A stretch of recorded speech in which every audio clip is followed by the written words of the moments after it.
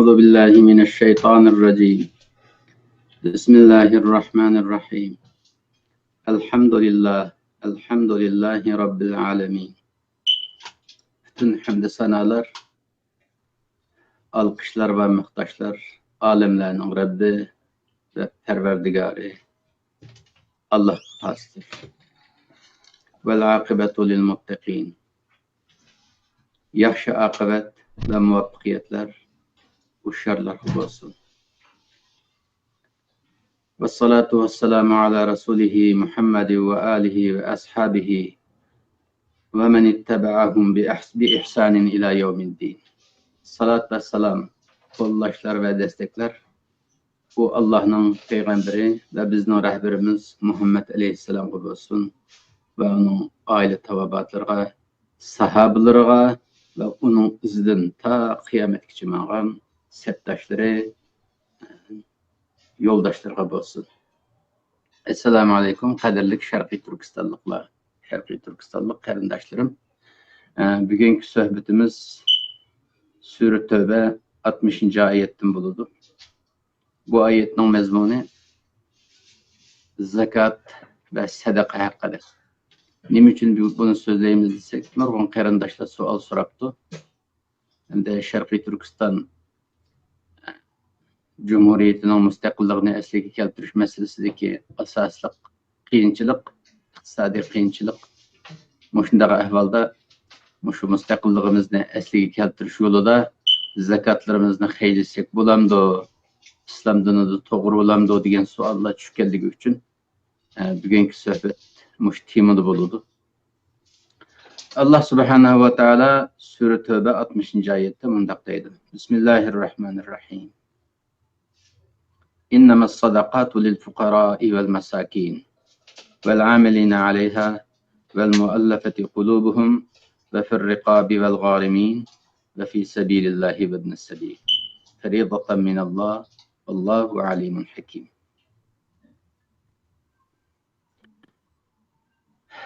Sadaqalar, zakatlar fakirlarga beriladi, miskinlarga beriladi. İki. Ve bu zakat ve sadaqa işçilarga beriladi, uni to'plagan bu vaqtda ishlaganlarga. Yana birisi muallafati qulubuhum. Qalbini islomga moyil qilish uchun, musulmonlarning ko'nglini uchun şu zakat berilsa İslamiyetga kelish ehtimolligi bo'lgan kishilarga beriladi. Zakatni berish orqali İslamiyetga o insonlarni qozondirish uchun beriladi. Va fir riqabi azotlik uchun, qul azotligi uchun beriladi. Vel garimin qarzlarning qarzini tugatib qo'yish uchun beriladi. Va fi sabilillah Allah yo'lida qilingan xizmat va projelarga beriladi. Ve ibn sabil bir ishni qilaman deb Allah rızası için yo'lga chiqib, yo'lda iqtisodiy yetishmay to'xtab qolganlarga beriladi deb Rabbimiz o'shada 8 turlik yana sanaydi. Ya'ni zakat qarindoshlar farz. İslam dini 5 asosning ustiga qurilgan. Bu 5 asosning 3-inchisi zakat. Nima uchun o'ttirg'i tuziladi? 5ning o'ttirisi degan 3 degan gap. 5 turukning o'ttirisi zakat va iqtisod va chunki hamma narsa qarindoshlar mav dunyoda pul bilan mavdiki. Bu Adem alayhissalom zamonida o'xshash, Musa alayhissalom zamonida o'xshash, Muhammad alayhissalom zamonida o'xshash, bizning hozirgi zamonimizda o'xshash. Chunki mal dunyo degan narsa insonning ehtiyoji bo'lgan narsa. İnsan bu dunyoda yeydigan, ichadigan narsa bo'lg'achqa, davomli bir narsaga muhtoj bo'lib yashaydigan bo'lgandan keyin u mal dunyo insonning ehtiyojini qamdashga lozim bo'ladigan narsa. Ya'ni inson bu dunyo davomli mal dunyoga ehtiyoji bo'ladi. Ehtiyoji bo'lgandan keyin Allah rizosini qozonamiz deb yo'lga chiqqan haq do'stlarining, mujohidlarning qo'sqa ochadigan bo'lg'achqa, ehtiyoji bo'ladigan bo'lg'achqa. Şunun için Allah bu zakatni farz qilib bekitgan. Şu İslamdaki 5 asasının o'ttirisiga tuyruq qilib bekitgan. İqtisod kuchli bo'lsa, hammani qilib ketgan bo'ladi. Shuning uchun bu zakat farz. Ayetning oxirisida deydi, faridatan minalloh. Allah buni shunday farz qildiki, bu farzlik Allah tarafidan kelgan farzlik. Yani Allah'ın buyrug'i. Bu zakatni berish vazifangiz, mecburiyetiniz. Bermesiniz mening hisobi bo'ladi, surishchisi bo'ladi qiyomatda, buning azobi mı bo'ladi bermesiniz deb Allah bu oyatda shunday deydi. Endi bizga kelgan savollarda davomli Sharqiy Turkistonning mustaqilligini asliga keltirish harakatiga zakatimizni ishlatsak bo'lamdi degan savol bordi. Yani bu ayetning neridan bu savolga javob topamiz degan vaqtda Allah zakatni berisiz degan 8 yaning bir qanchasi shunga to'g'ri keladi. Masalan, qarindoshlar, eng birinchi to'g'ri keldigini bu oyatda va fir riqob. Riqob degan gadanni riqob deyiladi. Bu Qur'on terminolojisida davomliq azatlık, kul azat qilishga ishlatiladi. Boshqa oyatda fakku raqaba deb keladi. Gadanni azat qilish degan. Gadanni, patangni, qulluqni azat qilish degan. Mishadim va fir riqob azatlık uchun beriladi deydi. Unda bo'lganda Sharqiy Turkiston Cumhuriyeti degan bir davlat, musulmonlarning tuprog'i bo'lgan, musulmonlarning hokimiyati yerlashgan bir davlat, Xitoy tajovuzchilari deyiladigan, Allah'ni tunimaydigan, Allah'ning payg'ambarini tunimaydigan, adalet tunimaydigan, haq huquq tunimaydigan bir tajovuzchi kuch tarafidan qonunsiz holda tatib edildi. Buni hammamiz bilamiz-ku. Bundaq bir ahvol ostida bizning dinimiz u musulmonlarning vatanini azod qilish, mustaqilligini asliga keltirishni farz ayn deb qaraydi. Farz ayn degan kichik bolalar ota-onasidan so'may turib qatnashsa bo'ladigan urush, farz bo'lgan urush degan gap. Ayol kishi eridan izn olmay turib shu urushga qatnash vazifasi bor, qatnashsa bo'laverdi, qatnash kerak degan turdagi bir urush. Hatta qullar hozir qulluq davri tugagandan keyin jiq tasavvur qilmaymiz uni. Shu qulluq davrini tasavvur qilaylik.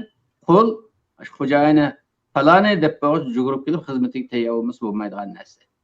Ashunda qullarmi vatan ishg'ol qilingan chaqdasida xo'jayindan ruxsat so'rab emas, ruxsatsizlam berish kerak bo'lgan urush degan gap. Her qanday kontrol ostidagi inson kontrol qilg'ichining iznini va ruxsatini olmay turib qatnashish kerak bo'lgan, hamma odamga majbur bo'lgan, farz bo'lgan urushni farz ayn deydi. Ya'ni Sharqiy Turkistonning mustaqilligini asliga keltirish bu farz ayn. Ergimi farz, ayollarga farz. Ey Sharqiy Turkiston ayollari, sizlarga farz. Endi ayollar hozir qo'lidan chiqib bir ishmi kelmaydi degan bo'lmaydi bo'ladi-da. Eng birinchi keladiğini Sharqiy Turkiston ayollarining ustiga tushgan eng birinchi ustiga tushgani o'zining erlarini, bola chaqalarini mushu urushga qatnashga qo'llash, rag'batlantirish vazifasi bor. Aning lekin sharoit pishib yetilganda o'zimi qatnash shunday vazifasi bor. Mushundaq bir urush. Bu urushning mohiyati mushu. Hamda xalq sifatida Sharqiy Turkiston xalqi musulmon bir xalq bo'lish sifatimiz bilan Xitoy tajovuzchilaridek islomga qarshi, Allohga qarshi, payg'ambarga qarshi, insoniyatga qarshi, inson haq huquqlariga qarshi mushundaq bir nima deb ta'rif qilishni bilolmaydigan rezil tuvan darajadagi bir tajovuzchiga qul ulab qolganlik Sharqiy Turkiston. Bu xalqni azod qilishmi farz. Unda bo'lgandan keyin vatan ishg'ol ostida, xalq qulluq ostida Onun ustiga o xalq musulmon. Islom dinidan qaytarishga majburlanayotgan, mingisi juylayotgan bir xalqni azod qilish, qulluqdan qutqizish farzi ayn va uningdan eg'ir. Agar islom dinida farzi ayndan eg'ir bir kelima bo'lgan bo'lsa, tasvirlaydigan, shuni qo'llanatdik. Hamda eng yuqori kelima shu farzi ayn degan. Mushunda bir urushda Allah farz qilgan bu zakatni shu vafir riqabga bersak bo'ladi. Sharqiy Turkistonning azodligi, mustaqilligi, xalqimizning erkinligi uchun xeylandiganlar bo'lsa shu pul zakatni shu yerga ishlasak bo'ladi. Bu bir oyatdan chiqadigan birinchi numurliq fatvaning markazi bu. Yana bu oyatdan yana nereden chiqadi? Yana buningdan kuchliroq shaklda oxirsida va fi sabilillah Allah yo'lida kılınıdığan işlerge zakat beriladi deydi. Endi bu ve fi sabilillahni Kur'an'ın bütün müfessirleriga qarab baksanlar hem de mücahitler deb tercüme kıldı. Gaziler deb tercüme kıldı. Gazatçılar, gaziler, mücahitlerge hatta bay bo'lgan taqdirda bersiz deydi. Naq maydonda urushayotgan millioner insanlar var, millionerlarning ballari va urushdi deydi. Eğer şurada urushayotgan bo'lsa, şu millionerken demey, şu zakatdan shunga beraversiz deydi. Mufassirlarning tavili bu. Ama Kur'an üze ve fi sabilillah. Allah yolunda kılınayotgan her qanday iş ve projege, her qanday xizmatga, plan programga zakatdan ishlasangiz bo'ladi deydi. Bu bekkan endi. Bunu faqatla mana shu naq maydondagi urush emas, mush xalqimizni o'qitadigan tashviqotga ishlasakmi bo'ladi. Xalqimizni engini ochadigan, aqidasini o'nglaydigan ma'arif ishlarga ishlasak mi bo'ladi? Mushu Allah razı bo'ladigan har qanday turdagi ishda zakatni ishlasak bo'ladi deydi. Endi biz Sharqiy Turkiston xalqi uchun Allah'ni razı qiladigan Sharqiy Turkistonning mustaqilligini asliga keltirishdan yo'g'on bir ibodat yo'q. Ma shaxsiy ibodatlarni ayrim sanaymiz qarindoshlar. Ma iymon etish, namoz o'qish, zakat berish, ro'za tutish, haj qilish ma shaxsiy ibodatlar. Bu musulmon bo'lishning shartlari bu. Bizaga ish qiladigan bo'lsaqmi, manda shartlar bor. Anandikini olamiz deydi-ku. Musulmonlikning sharti 5. Şu shaxsiy 5 ibodatni qilgan vaqtda musulmon bo'g'iladi. Musulmon bo'lgandan keyin Allah roziligini qo'lga keltirish uchun qiladigan xizmat bor. Şu musulmonlar shu xizmatga atlanadi. Shu xizmatni qilish jarayonida bu Allah'ның bu haqda nima degan to'g'ri so'zlaganligini ko'rgandan keyin, amaliyotga shohid bo'lgandan keyin İslamiyet'nin haq ekanligini tunib yetib va iymoni mustahkamlanadi, musulmonlikdan keyin mu'minlik salohiyat qozonadi keyin. Mushundaq bir ahvol. Endi mushundaq bir ahvolda qarindoshlar zakatimizni o'sha fi sabilillah bo'lib, shu Sharqiy Turkistonning masalasiga bersak bo'lardi. Yana nima chiqdi degan vaqtda qarindoshlar, bizning Sharqiy Turkiston mustaqilligini asliga keltirish masalasida ishlayotgan insonlarimizga qarab boqaylik. Allah rızası uchun xizmat qilamiz, xalqimiz uchun xizmat qilamiz da'vatgan insonlarga qarab boqsak, agar bularning ichida xizmat qilish qobiliyati bor, ammo qusaqoqimiz bo'lmaydigan, balavoqimiz bo'lmaydigan insonlar bo'lib qolsa, Allah rızası için hizmet kılaylam deb qap qalsa, amma ish to'xtab qoldi odamlar olib qalsa, mush zakatdan maosh berib ishlasak bo'lardi. Shu faqir inqilobchilar olib qalsa, mush zakatni shu faqir inqilobchilarga bersa bo'ladi. Miskin inqilobchilar olib qalsa, shu zakatni miskin inqilobchilarga bersak bo'lardi. Shuning uchun bu oyatdan bizning zakatimizni ishlatadigan yer mush oyatga ko'ra necha nuqtadan joiz. Nurg'un nuqtadan joiz yani. Shuning uchun biz Sharqiy Turkistonlik bo'lishimiz bilan bu zakatni o'zimizning mustaqilligimizni asliga keltirishga ishlasak tamoman joiz. Taxmin to'g'risi zarur. Çünkü işning aqmasligi shu iqtisodsizlikdan bo'layotdi hozir. Nurg'un odamlar bir davlat yordam bersa, yordam nima deb o'ylaymiz biz? Shu pul versa shuning o'rniga ishlasak, maash olib ishlasak deydigan gap kallamizga kelgan bo'lsa, qarindoshlar.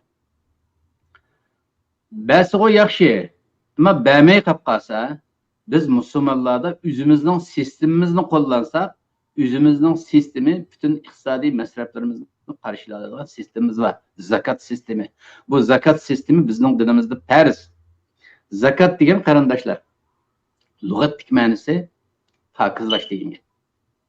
Tezkiye yıldızından çıkıyordu. Zakat bergenler pakiz yaşaydı.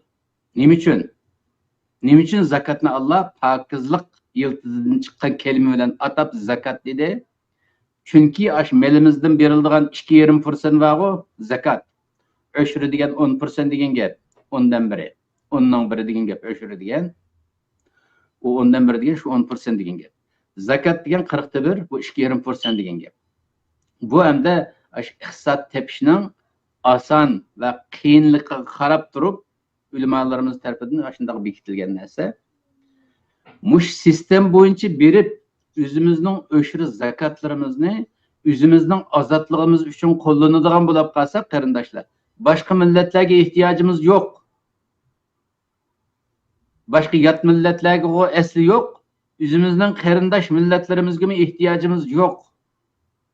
Muşu zakat berishga tegishlik pul va insonlar zakatini beralasa, mush o'zimizning inqilobiga haqqa ehtiyojimiz yo'q. Nima uchun divandik davomli tamoq qilamiz? Chunki o'zimizning dinimizni bilmagachga, zakat sistemimizni bilmagachga. Allah nima uchun bu ismni berdi degan tuqqo, zakat nima uchun zakat deb ataydi? Bu pokizlash degan ma'no bilan degan vaqtimizda qarindoshlar. İnsanlar bu dünyada yaşayan vakitte nefs bile yaşayımız ya. Nefs malını yaxşı gördü. Çünkü mal degen meyil yıldızıdır. Meyil degen mayillik. Mayil kılıdığan degen gap. İnsanın ko'nglini mayil kılıdığan, üzüge tatıdığan, celb kılıdığan degen gap, mal degen gap. Hem de bu yerde malını söylediğin bir magnet var içimizde, nefs deyilgan. Mal, pul, dünyada boğaça hop kılıp esildiğin, çaplaşılgan nefs degan narsa bizning ichimizda bor. Hamma insonda o'xshash. Abu Jahilda ham o'xshash, Muhammad alayhisalomda ham o'xshash. Allah chunki inson tabiatini hamma odamga o'sha sinoqqa uyg'un qilib, adolat bilan bir yaratganlik. Unda bo'lgankin bu nafs hammamizda bor. Bu dunyoda yashagandan hammamiz mal-mulkni, mal dunyoni yaxshi ko'ramiz. Unda bo'lgandan yaşaş jarayonida bugun mancha pul topdim, mana yil mancha pul topdim, o'tgan yil mancha pul topdikmi deb o'tirib, ba'zi qalbimiz malga bog'lanib ketadi. Malga bog'lanib ketgan siri mal insonni dunyo tarafga tortgandan keyin, eng past tarafga tortgandan keyin insonninki ma'naviyatdagi darajasi tushib, musulmonlikdan tushib, ko'rinishi musulmon, mohiyati musulmon emas holga kelib qoladi. Görünüşü Müslüman, mahiyeti Müslüman emes insanını bizim dinimizde münafık deb ataydı. Şunun için bu zakat insanını münafıklıktan pakizlaydı. Nifaktan pakizlaydı. Allah Teala Kur'an-ı Kerim'de bu vakti bunda deydi. Bismillahirrahmanirrahim. Yani Sure Tövbe'de. Khuz min emvalihim sadakaten tutahhiruhum ve tuzakkihim biha. Ey Muhammed Aleyhisselam, sen bu insanların zakatını al deydi. Sadaka al buladın deydi. Bu ayetin yukarı ayeti nima deganda? Münafıklar haqida so'zlab keliklik. O'zini musulmon deydi, bizdan u gunohni qildi, bizdan bu gunohni qildi, o'zini gunohidan to'xtatib ololmaydi bu insonlar. Ruhiyatidek aciz, münafıklık seviyesiga tushib qolgan, qasdan münafık emas, ammo ruhiy holati, ma'naviy holati bek aciz bo'lg'achqa, o'zini pokizlayolmagan insonlar bu. O'zini tik tutib ololmagan insonlar. Münafıklık seviyesiga chiqib qolib, va musulmonlik seviyesiga chiqolmayotgan, qiynalib insonlar. Allah Teala bu insonlarga "Xuz min amvalihim sadaqatan" ya Muhammad, ularning mal-mulkidan sadaqa al sen.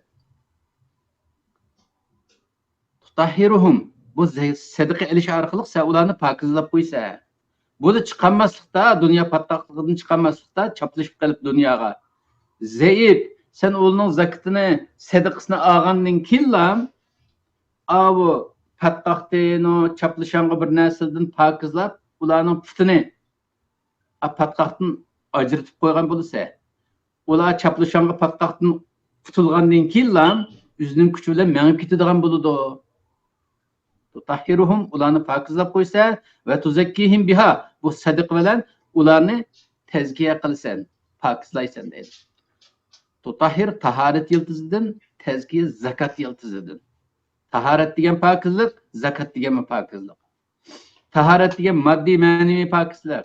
Zakat tamamen manevi pakizlik. Muşunda qılıp, münafıqlık derecesinden çıkanmay musulmanlık derecesiga qışlanayotgan insanlarni bu sadaqa arqalı, zakatlarını eliş arqalı sen ularni pakizlap qo'ysa ve salli aleyhim, sen bu tipdeki aciz insanlara destek ol. Ko'nglini yasa, sizlar hozir ahvolingni qaramanglar, siz degan yaxshi odamlar, bundan keyin undaq yaxshi musulmon bo'lib ketisizlar, bunday yaxshi musulmon bo'lib ketisizlar. Alloh sizni bek yaxshi ko'rdi deb ko'nglini yasab, sen ularga destek ol. İnne salateke sekenullahum. Çünkü senin destegin ularning ko'nglini elishing, ularga ma'naviy jihatdan destek berishing, ularga sekinet ekiladi. Qalbidagi iztirob. Musulmon bo'lsam bo'ladimi, islomga chiqsam bo'ladimi, chiqmasam bo'ladimi, bu davomli pul deydi ekan, pulimiz ma'qul bo'lmaydigan ish ekan bu yo'lda. Qanday qilsam bo'ladi deb dilg'ulib olgan insonlarning qalbiga sekinat kelib, barqarorlik hosil bo'ladi.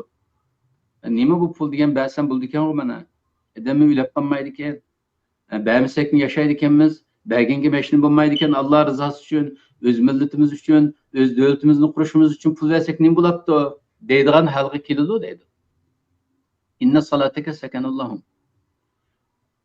Bu salat degan kelime Peygamber Aleyhisselam ularga deydi. Allah razı olsun. Allah sadaqalarni qabul qildi. Buning bedeliga manda savab berdi. Cennetde manda maqam berdi degandikin, Peygamber bo'lgandikin Allohning vahiy bilan ular qalbi teskin tepib, biz manchilik sadaqa bersak, Alloh bizga manda savab bergandikin, ajab obda ishkan bu deb, musulmonlikda barqaror bo'ladigan ish chiqadi deydi. Nima uchun Alloh taolo bu yerda shunday deydi desa, qarindosh, Peygamber Aleyhisselamga berilgan vazifa, shu bizga berilgan vazifa shu. Yani Peygamber Aleyhisselam insanlardan sadaqa olsa, u insonlar pokizlanadigan ish bo'lsa, bizmi Alloh rizosi uchun sadaqa bersak, bizmi pokizlanamiz? Bizmi özümüzning ozodligimiz uchun, o'zimizning mustaqilligimiz uchun pul bermay qiynalib ketamiz-ku? Ba'zi chaqda kichikina bedel pullarini to'layolmay qiynalib ketamiz. Şu qiynalishlardan qutulib qolamiz. Chunki ruhimiz kunidir. Allah Teala yana bir oyatda bunday deydi, bu yerda qo'ymas zakat haqida 2,5% ning gapi bo'lmaydi. Yana bir oyatda yes'alunaka mada yunfiqun. Ya Muhammed Aleyhisselam, sening ummating sendan nimadan nafaq qilish haqida so'raydi. Qanchalik nafaq qilamiz? Bu islom dinida zakat, sadaqa, nafaqa deydigan gaplar bor ekan, pul berang deydi ekan Alloh rizosi uchun. Qanchalik beramiz deb so'raydi. So'rgan vaqtida sen shunday javob ber. Qulil afv. Aşkını berisiz danglar deydi. Aşkını degan nima? Kundilik hayatımızga işletip, yep içip ihtiyacımız aşkının hemmisini sadaqa qilib berisiz de cevap mu şu deydi. Endi u ayet bilan ma ayetning farqini nima deb maslashtiramiz? Bu ayette 2,5% zakat, öşrü 10%. Ayette özünüzün ihtiyacının aşkının hemmini berisiz degan gap farq. Zakat ayeti Medine'de nazil olgan, yana bir ayet Mekke'de nazil olgan. Çünkü Mekke'deki Müslümanların devleti yoktu. Hakimiyet kulda emesti. Bu Müslüman millet Mekke müşriklerinin kulunda kul o'xshash yaşaydı. Peygamber Aleyhisselam Medine'ye kelgandan İslam devleti qurilgandan keyin zakat ayeti tushdi 2,5%. Mekke vaqtida İslamiyetni kuchlandirish uchun, otliqqa chiqish uchun, o'zining davlatini qurish uchun qo'saqqa yeb, o'zining oilasiga ehtiyojini qamdab, ashqonning hammini bersiz degan oyat bor. Shuning uchun biz Sharqiy Turkiston xalqi qarindoshlar, oldindan biz zakatdan boshlaylik. Eğer Allah bizge tevfik berip, hidayet berip, zakat besimi hech nima bo'lmaydiganligini, Allah bergen pulni Allah rızası için işletsek hech nima bo'lmaydiganligini ko'rgandan keyin bara pul bergen sari insonning ko'ngli ko'ksi kengirib ketadiganligini, ruhimizning kuchlanganligimizni, shunda bir ko'ngli yo'riqlab qoladiganligini, bu iymonning lazzatini tatgandan keyin hatto o'zimizning ehtiyojidan oshganning hammini berib yetadigan holim keladi inshaalloh. U halga kelgan vaqtda qarindoshlar zaten o'zimizning putimiz yagida sigan bo'ladi, haqqa ehtiyojimiz bo'lmaydi, haq nima deyishidan qat'iy nazar. Haqning gapini tingshimay o'zimizning yo'lidan mang'ul bo'laveradigan. Shuning uchun haq qullanmayli, o'zimizningki ishimizni o'zimiz ko'raylik desak qarindoshlar, o'zimizga tayanmasak bo'lmaydi. Öz iqtisodimizga tayanmasak bo'lmaydi. Bu öz iqtisodimizni bizning bilimiz zakat sistemi orqali bizga yo'lni ko'rsatib beradi. Shuning uchun zakat hammamizga farz, berishga majbur. Bu zakat bergan vaqtimizda haqqa yaxshilik bo'lsin yoki mustaqilchilarga yaxshilik bo'lsin deb bermaymiz uni. O'zim uchun berma, Alloh menga farz qilgan farz, buni bermasam qarzim qoladi yerda. Qarzimni ado qilish uchun berma deb zakatdan qutulishga tirishadigan holga kelaylik. Xuddi kichikina pulni berib qo'yib, zakatni berib qo'yib, haqqiy patron bo'lgandek bunda gidib o'tmay. Vazifamni ado qilib oldim, alhamdulillah, zakatimni bagidek yetib oldim deydigan holatga kelib, zakatlarimizni bagilib turgan vaqtimizda o'zimiz pokizlanamiz, ruhimiz pokizlanadi, aqlimiz pokizlanadi, zihnimiz pokizlanadi, manga yo'limiz pokiz bo'ladi, haqqa muhtoj bo'lmaymiz. Allah bilan aramizdagi yo'limiz pokiz bo'ladi. Allohga darhol bora oladigan, Alloh bilan darhol aloqa qila oladigan, Alloh nima desak ma'qul deb duoimizni ijobat qiladigan holga keldi qarindoshlar. Shuning uchun bu yo'ldan zakatlarimizni aymayli, sadaqalarimizni, nafaqalarimizni aymayli. Alloh hammamizni sodiqlardan qilib etsin, sadaqa berganlardan qilib etsin, mutasaddiqlardan qilib etsin qarindoshlar. Allah'ın razı qila oladigan banda, Rasulullah'ni xushnud qila oladigan ummatlardan qilib etsin. Subhana rabbika robbil izzati amma yasifun va salamun alal mursalin valhamdulillahi robbil alamin.